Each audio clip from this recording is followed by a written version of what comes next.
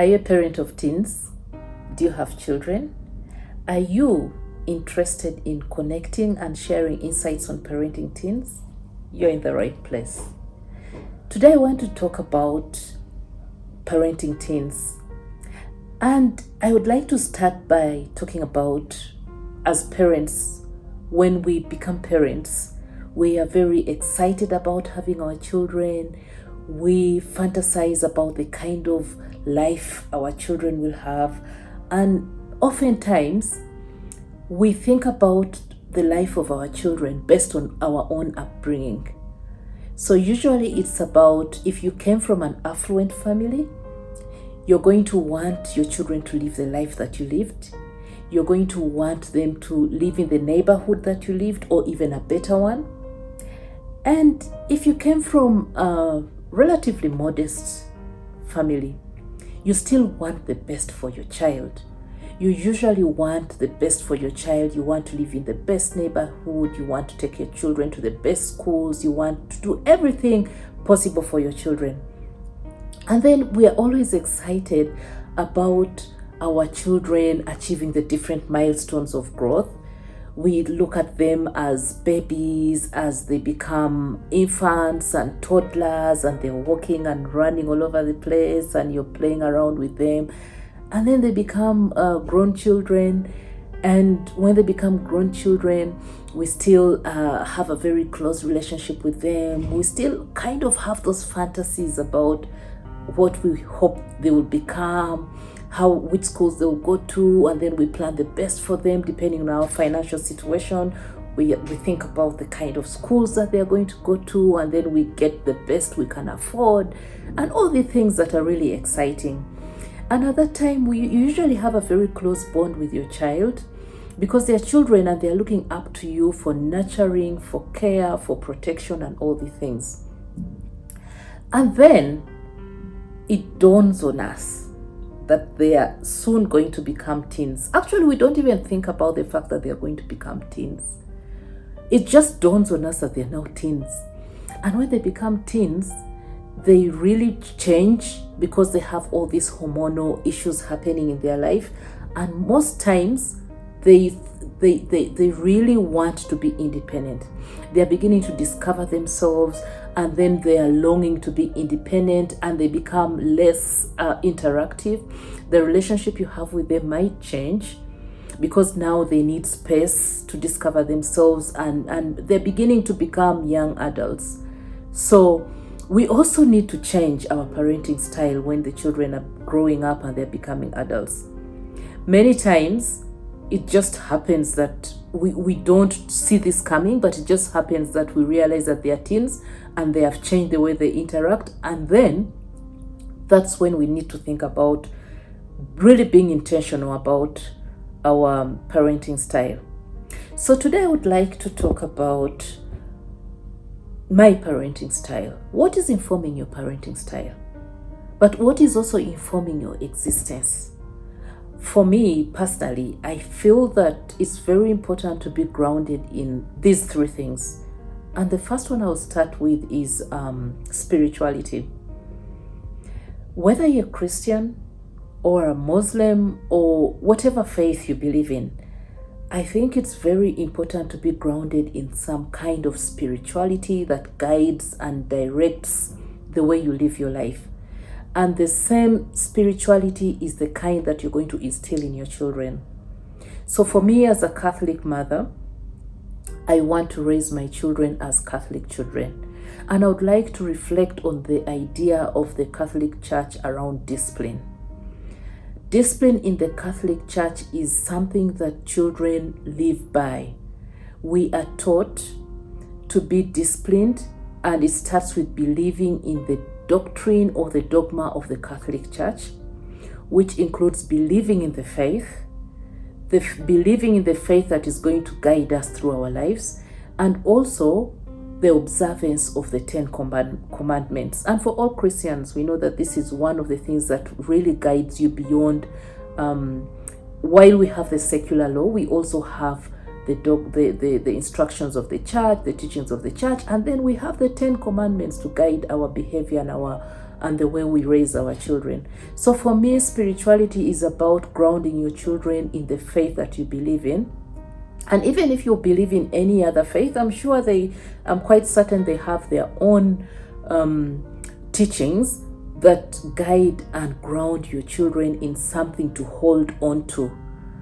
It's really challenging to live a life that has no purpose, that does not have a grounding in something that is higher than yourself, that guides your actions and guides the way you perceive the world, the way you look at things, and really gives you the wisdom and the knowledge to navigate life, and especially navigating teen life.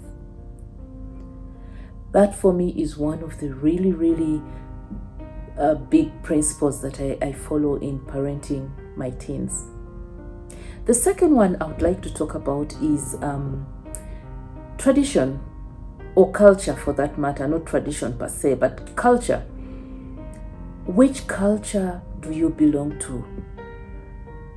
Instilling a sense of pride and understanding and belonging to your child about the culture that they belong to, them understanding that this is what surrounds their existence, that they know about their ancestry, they know about the good, great things that their culture, their ancestors did, and they know about their position in their cultural setup.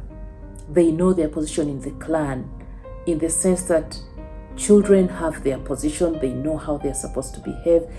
Women have their position, men have their position. Everybody in a cultural setup has their position and their responsibilities and their roles, aunties, uncles, and the role that they play in parenting children. This is very important because it gives children and teens a sense of belonging. And when you have a sense of belonging, it gives you that confidence to know that you have been created for a greater purpose, that your existence and your accountability is beyond accountability to yourself and your parents alone, but greater in the sense that you have accountability to yourself, to your parents, to your family, to your community, to your clan, and there is a greater purpose for your existence. It grounds you in that sense of knowing that you're a valuable, resourceful person of the community, and you have a lot to offer.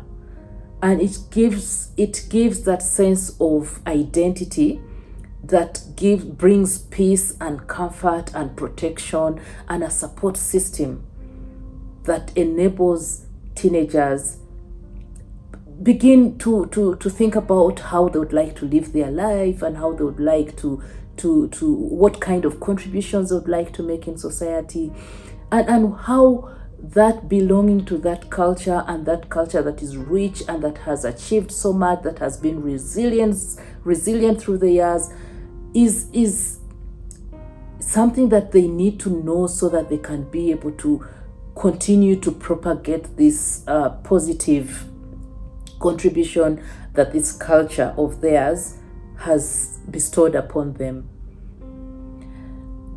That is something that helps them to navigate through this process when they're trying to discover themselves. I would like to talk about the third principle that helps me to parent my teens. The third principle is family values. And those family values are also rooted in the same spiritual and cultural values.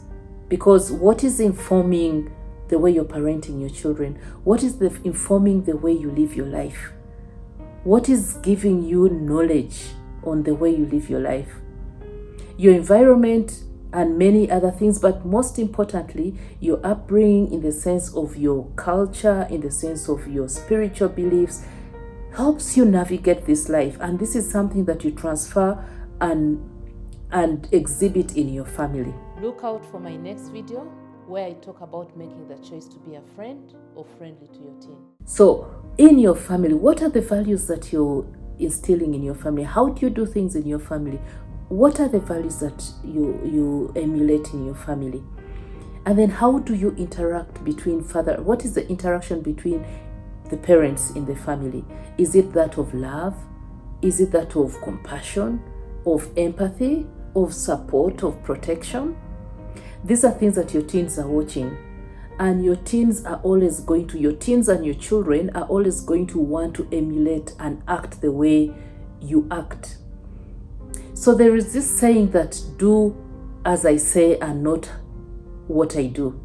That can be really misguiding, because teens and children are going to see the way you behave in the family, the things that you do, and they are going to believe that that's the right way to behave. And when they believe that, they are going to begin to act the same way. So for parents to emulate, to practice behaviors that are uplifting, that are supportive to their teens, that creates a sense of comfort, a sense of ownership, a sense of peace, a sense of love within the family, is going to give your children a grounding of in their teenage years to feel like they can conquer the world. When they are grounded in the three things that I've said, the first one being spirituality, the second one being a cultural identity, the third one being family values, then they have a reference point that guides their existence. And then they know that their life is not just about them. It gives them the understanding that they have a contribution to make in society. They have a contribution to make in their family, and they're not just living for themselves. They are also living for the community. They are living for a greater purpose. They have accountability to not only themselves, to people beyond them. And it gives them a sense of wanting to excel in what they are doing, because they have to also leave a legacy behind, because you've already taught them about your ancestry, about the legacy of what your great ancestors have done and the kind of positive image they have left behind. And they know that this is something that it sits on their heads that they have to take forward. So I just want to also emphasize one other thing.